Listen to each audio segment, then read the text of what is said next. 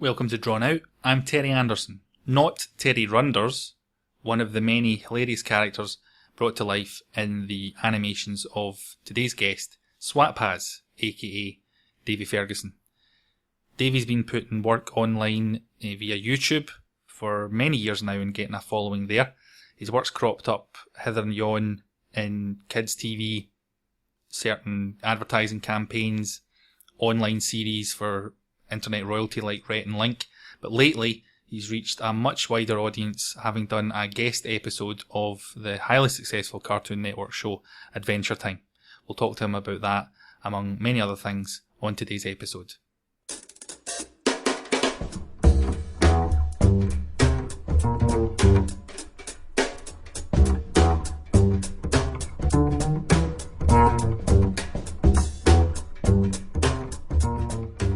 Thanks for coming in, Davey.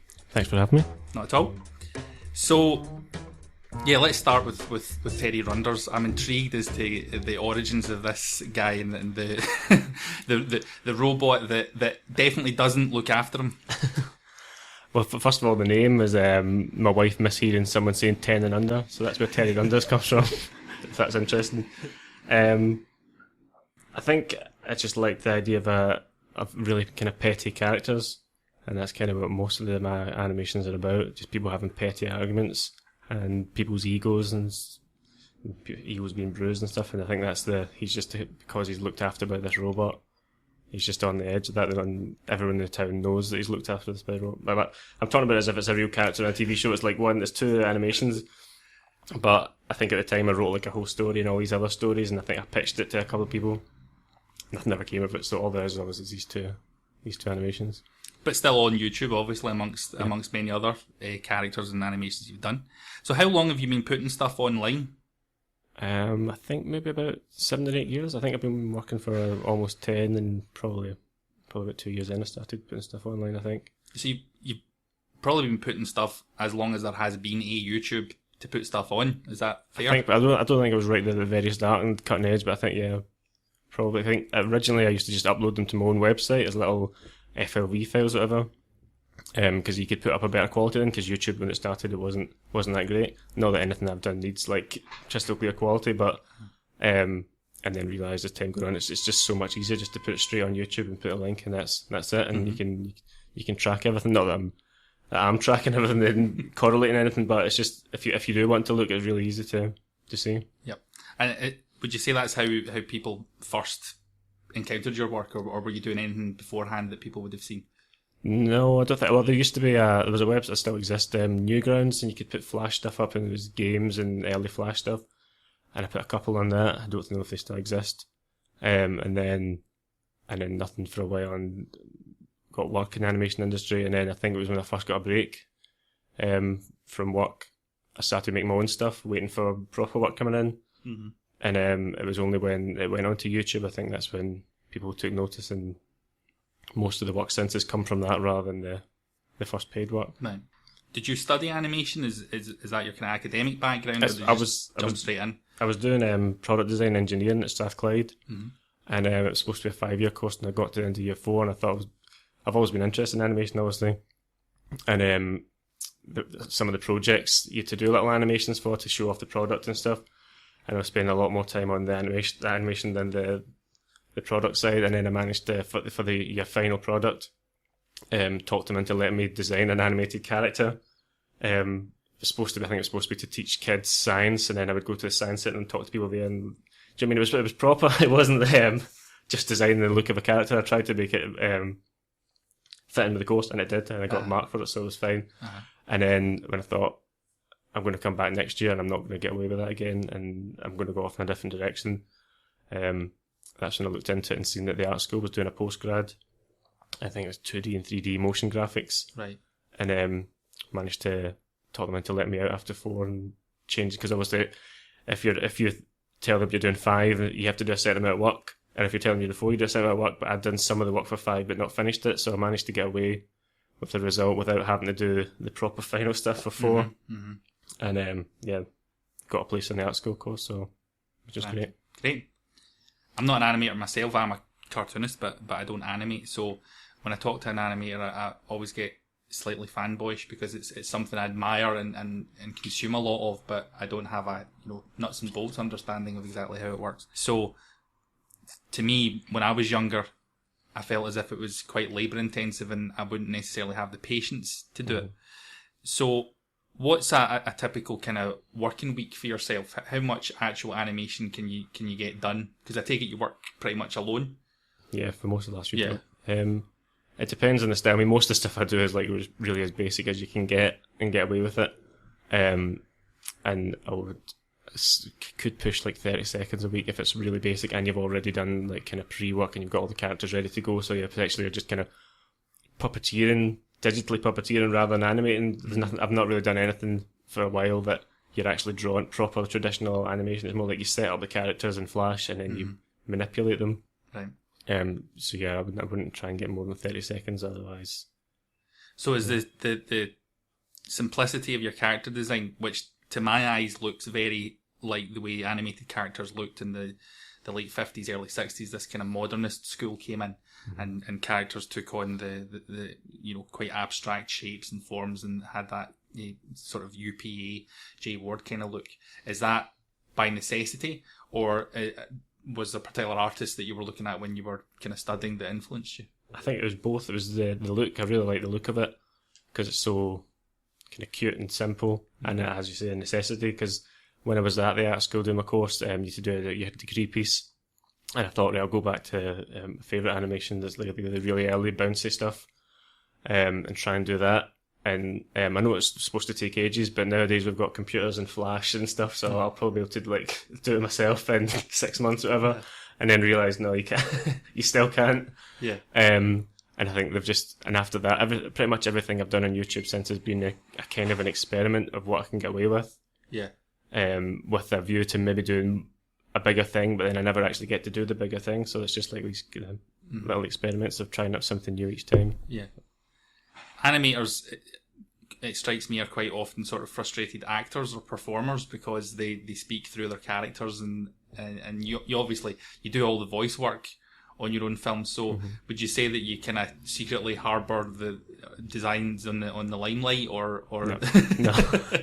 I think that's the kind of not the worst part, the most embarrassing part of doing it is sitting on my own, doing these voices over and over thousands of times to try and get it right and listen back and just cringing. But it's just out of necessity. I mean, because there's only so much you can do in silent comedy. I mean, it's not something I'm really that interested in. I think if you do that, it becomes a bit more arty. And that's not something I'm really that interested in. Yeah, so it's just a kind of necessity. I do the voices and... Yeah. And it's... your stuff is... I mean... I find it hilarious. Obviously, humour is what interests you. So, were you influenced by particular comedians or kind of comic writers or anything like that? Just all the silly stuff, like Vic and Bob and Chris Morris and Harry Hill, that kind of thing. Silly stuff rather than the kind of... Not that stuff isn't clever, not that the stuff, do you know what I mean? But rather than kind of acerbic and satire and stuff, it's the silly daft stuff. I mean, Vic and Bob are notorious for designing these props and sending drawings over to the props department and sort of writing at the bottom that, such and such a character's lapels must be precisely this this width, and they kind of go, well, does that really matter? And it's like, no, if we're telling you it's that, so it's kind of crafted, daft. I mean, you find out stuff like that, you feel better about your own stuff because you think that they've just come up with that right before the show, they're half drunk, and it's all thrown together, but then you find out it's not as meticulous, and then you feel like, well, that's great, because you might feel that your own stuff is too contrived to try and be slapdash, but you see that that's what kind of you have to do to... Yeah. Otherwise it would look proper crap rather than... So what was your first kind of professional gig then? I think the first one straight out of uni was a 6 months junior art animator on a 3D Noddy series, which was good because, again, at the start of that, the girl brought me on, the producer brought me on and said, right, we know you're a junior straight out of uni, so just go at your own pace, which is good because I've seen what the actual animators were expected to churn out week upon week, but I was allowed to do it at my own pace. I think that was the very first one, the 3D animation of Noddy. Yeah, and so you done a fair amount of kids TV work, or? Yeah, pretty much all. Yeah. Mostly, I don't think I've done anything that's not for kids yet. So In terms of television stuff. yeah, mm-hmm. Yeah. So from there, I think I'm right in saying you also ended up getting some work in sort of online advertising and stuff like that as well. Did you do some campaigns for publicity campaigns and stuff like that? No, I've done little things for people who have asked. There's no big campaign. I've done a guy's got a website called Dear Scotland where he's put lots of Scottish stuff. I did something for him, and I did there's a Ceilidh band called Jim Ceilidh band, and I did a little for that. So and some work from ScotRail, is that right? Yeah, that was through Access Animation, right? Which I've done after the Noddy job. I've did quite a lot of work with Access Animation, and then between those jobs, which I'd call proper jobs, because a lot of those jobs went kind of based on the Daft Flash stuff I was doing. Mm-hmm. In between them, I'd be working on the Flash stuff, which seems to have kind of taken over the proper stuff, which is good for me. But if a job came up that was a proper thing, I would obviously still take it.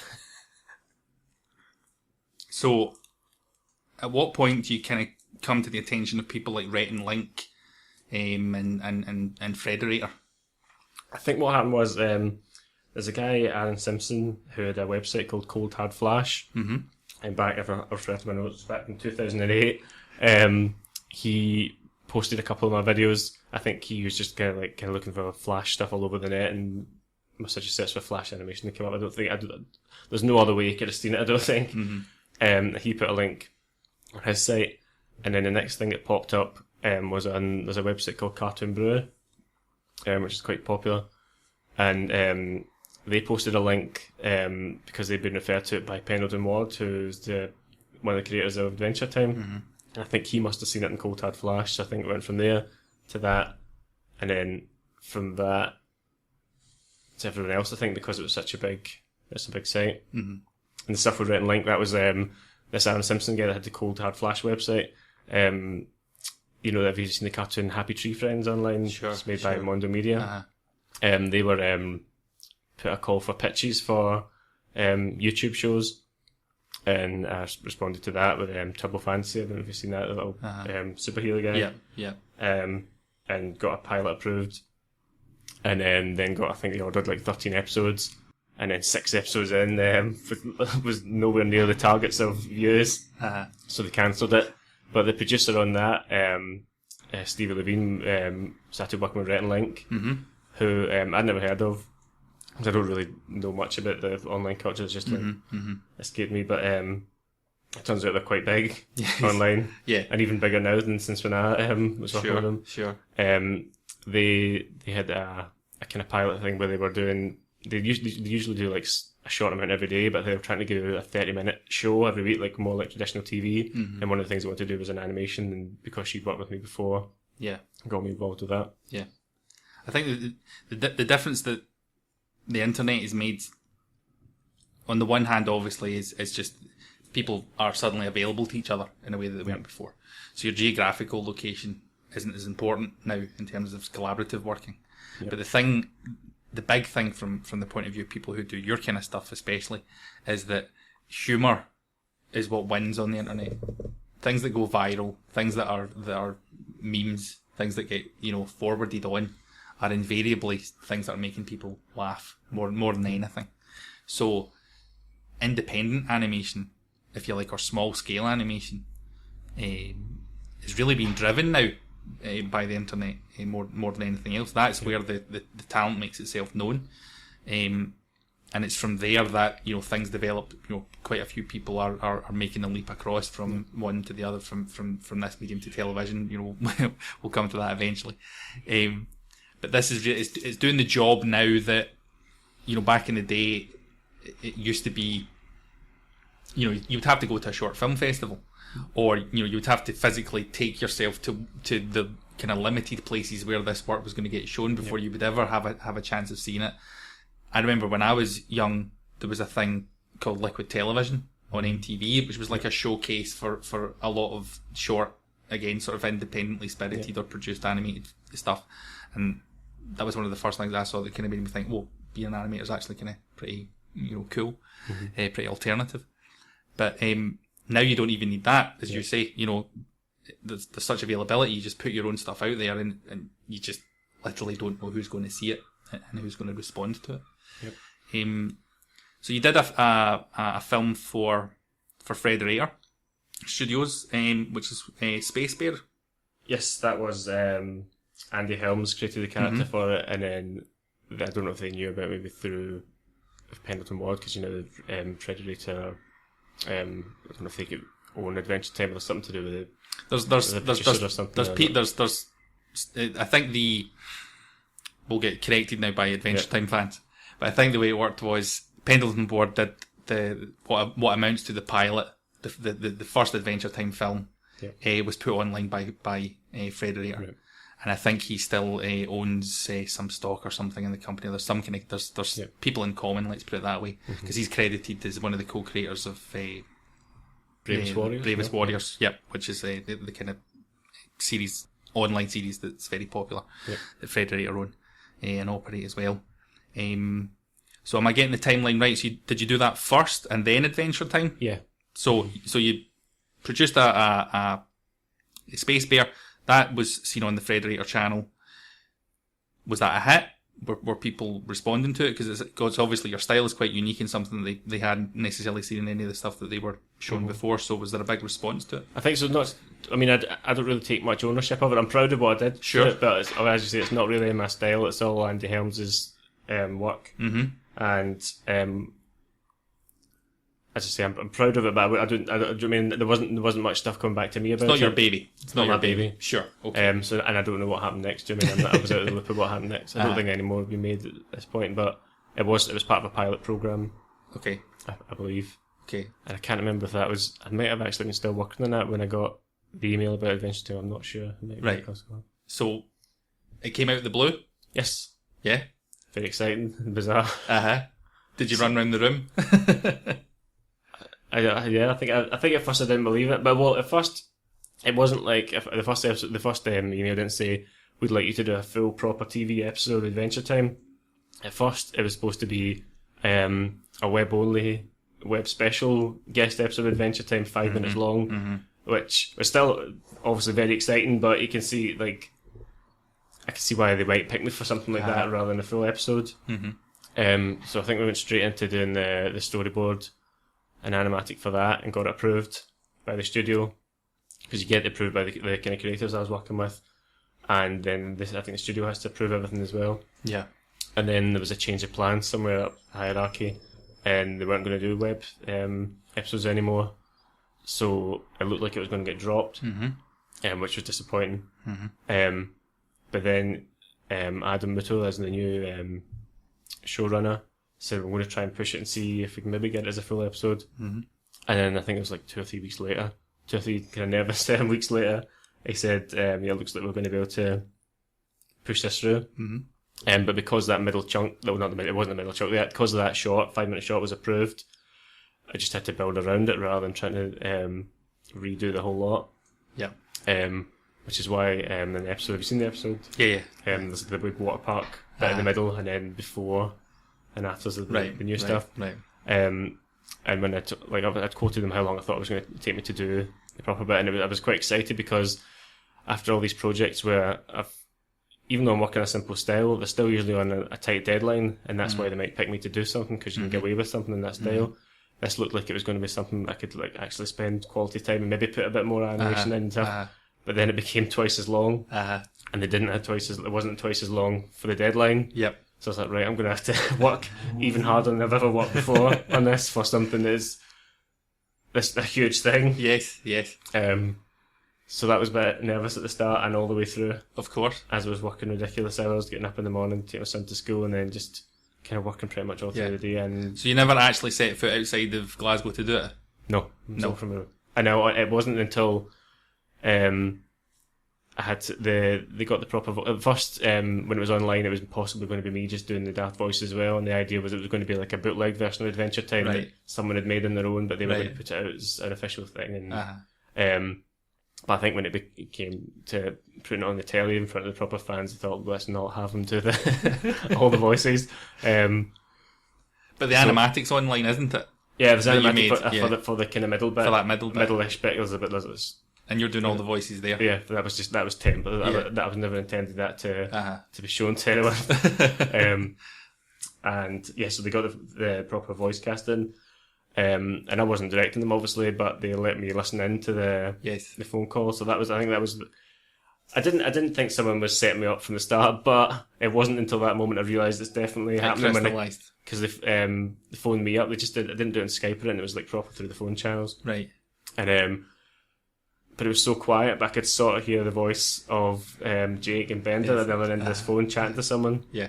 And it was an exciting experience, but it was a kind of surreal experience because they were so quiet. I assumed I was so quiet, and if they did anything funny, I thought they were probably not going to hear me, so I'm going to have to ha ha ha over the top.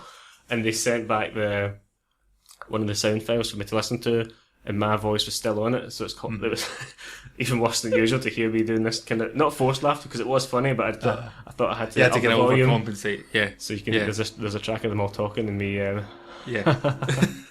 I mean, I can't imagine, especially not as someone who's a parent doesn't know what Adventure Time is, but in the likely event that you don't, I mean, we're talking about what is Cartoon Network's most successful series ever. It's in its 6th season now, or coming up on its 7th. I think the one I did was 6. And it's coming up on 7th, so nothing they've ever done has ran as long.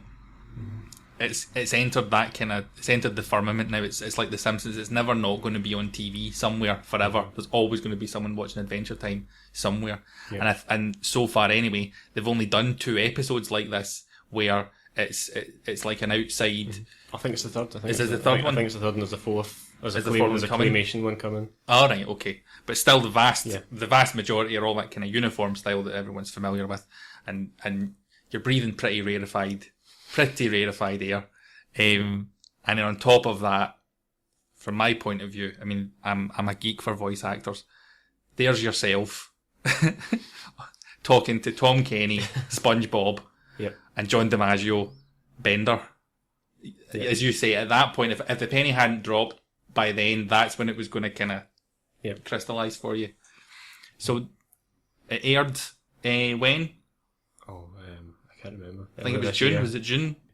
It was after my son was born. He was born in May, so maybe the end of May, start of June. I think. So it's still fairly recent. Yep. Again, have you had any kind of feedback on it, or are you aware of what the response has been? If you go looking for it, it's not great. I think a lot of again is the worst episode of Adventure Time ever. But some of the actual artists, storyboard artists and stuff on Twitter, seem to like it. So I think that's the main thing. As long as as long as you haven't ruined it for the people that work on it, I think. Right. I mean, maybe there's the rest of them hate it the main scenes, but it's the first thing I've had negative stuff before. Loads of it for Turbo Fantasy because on the YouTube comments. But this is the first time I've had a kind of threatening email from someone. Well, you know, there's obviously there's a level of fandom there, you know, that probably feel that they kind of own the characters to a certain extent, but I think it's always been a kind of show that takes risks, creatively speaking, and as I say, particularly now that they've got such a long kind of track record behind them, inevitably the people that actually produce the thing are going to want to start stirring the pot and going, right, how can we do something different here? And the most logical thing to do is diversify how the talent pool, bring in some people from outside and make some episodes that kind of stand out. You know, they didn't hand you, thankfully, any earth-shattering, plot twists or anything. No. You didn't have to explain, anything about the Ice King's backstory or what have you. Yeah. So in terms of an episode of Adventure Time, it's a pretty typical kind of knockabout. Yeah. They do what they do. But visually, obviously, it's yours. And they suggested bootleg, so that's why it looks like that. That wasn't me trying my best to make something that fits alongside the Adventure Time style. They said something like your web stuff. And they suggested bootleg, so that's why. Yeah. So how many weeks of work was it all told? It was about 6 months, with a tiny little bit of gap in the middle, as I say, when I wasn't sure what was happening. Yeah. And I had to tell my wife, I'm going to be upstairs. Yeah. Until whenever it was, February or whenever it's finished. And managed to get it done. I mean, there's lots of things I'd like to have gone back and fixed. The backgrounds are really simple, and some effects, and some every element of it. But it's done now, and I can watch it and enjoy it. I think there's enough times passed that I can. I think I don't know if Chuck Jones said it, but Chuck Jones often borrowed it anyway. This idea that you never finish, you just abandon a thing. You Yeah. get to a certain point and you just walk away from it, and then Yeah. you move on, you know. So on that topic, what's in the pipeline for you? If there's anything you can talk about? I can't give away all the details at the moment, but it looks like I'm about to start work on a game. That's what that's the other thing I've been doing the last couple of years. Apart from web series, is working with a company, Honeyslug in London, on computer games, doing art assets and stuff. But now I'm working with Ricky from Honeyslug, his new venture, where I'm having more of a role in coming up with the game. He came up with the game idea, but I'm coming up with the setting and characters and stuff. Whereas before I was just kind of following on someone else's style. This is quite exciting because I'm getting a kind of bigger role and more kind of input. And it might last like a year, which is great for me because I think 6 months is the kind of longest gig I've ever had. Yeah. Fantastic. So, mentioned it already, obviously, but anyone who wants to catch up with your videos goes where? See, this is confusing. I've got two different YouTube accounts. One that I put most stuff on, and then that is to do with Frederator. You can edit all this out. This is so boring. And then one with, I think if you just do a search for SwapPaz on YouTube, it'll come up. Okay. And there's a website as well? Swapaz.net. Yep. And you're on Twitter? Link. And Twitter is at SwapPaz, so if you can remember those letters, then that's fantastic. It. And just, while you mention it, SwapPaz comes from where? That was a misspeaking of my friend saying Patrick Swayze, and I tried in a northern accent, and I tried to copy him, but said Swatrick Paisley, which is a spinnerism of that, and then a shortened version of that. Brilliant. Secret origins on today's episode. Davey, thanks for coming in. Thanks for having me. Okay.